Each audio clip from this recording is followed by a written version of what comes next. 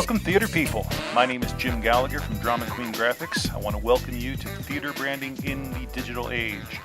This is a presentation I gave at the American Association of Community Theaters ActFest this past June. I've added this snappy narration and will be sharing it with you in bite-sized pieces over the coming weeks. Enjoy.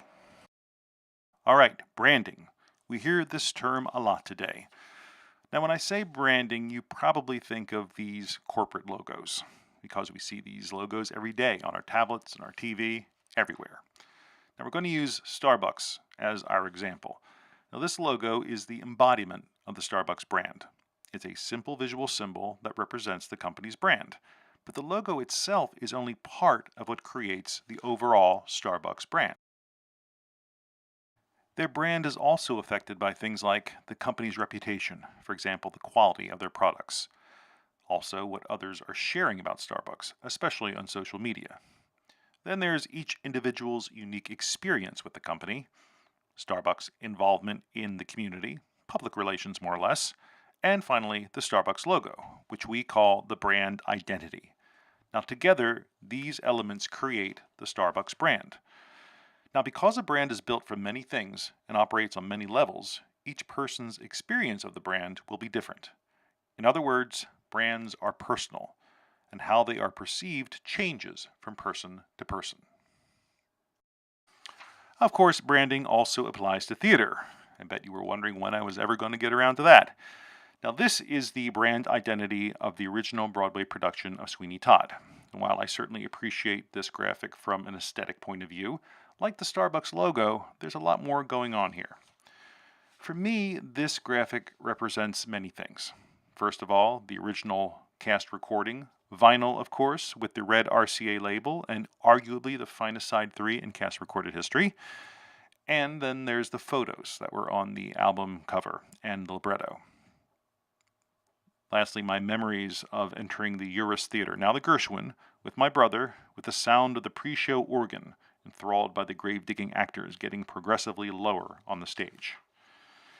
After so many years, this graphic has come to encapsulate all of this, and now represents my personal brand experience with Sweeney Todd. Remember, brands are personal. Think of it like this. A good logo represents an event, a product, or organization, in the same way that the American flag represents the United States. It's not a literal representation.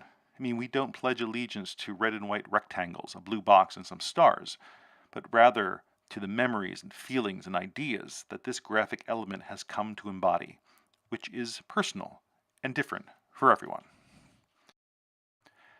Now, I'm using Broadway examples because these brands are more universal and familiar to all of us. But most Broadway theaters, however, are closer to the Starbucks corporate model than to nonprofit theaters. Like Starbucks, most Broadway shows are commercial ventures with brands that have been heavily invested in. I mean, Little Miss Miss here is so well known that she is parodied a lot. It's not the same for nonprofit theaters. So whereas this is Hamilton's visual identity on Broadway, where the brand is centered around the actual show, this is how it looked in its original incarnation off-Broadway. Hamilton at the nonprofit Public Theater had its own visual identity, the $20 bill Alexander Hamilton portrait design you see there on the left. However, this design stemmed from the Public Theater's overall brand. You can see how the show's graphic uses the same font styles and colors as the other shows in the public season that are listed there on the right. This theater-centric approach is the more common model for most community theaters. So in terms of branding, this is what differentiates commercial from non-commercial theaters. Most nonprofit theaters emphasize the theater's brand over the individual shows. Yes, you heard me correctly. Your nonprofit theater has a brand, whether you know it or not. We tend to think of a brand as a highfalutin corporate thing, but every organization has one because a brand exists in the imaginations of everyone who's ever come in contact with your theater. You have a brand, but you don't pump millions of dollars into developing yours like Les Mis or Hamilton, and nor do you need to. But just like the corporate model, your brand is influenced by all the factors we've discussed: your reputation, public relations, social media, and your visual identity. We refer to this as your brand story, if you will. Okay, so far we know that every organization has a brand and that the logo represents the brand. So the next question is, why should a community theater or a nonprofit theater develop their brand? For that, you'll need to stay tuned for our next installment. You won't want to miss it. This is Jim Gallagher at Drama Queen Graphics signing off.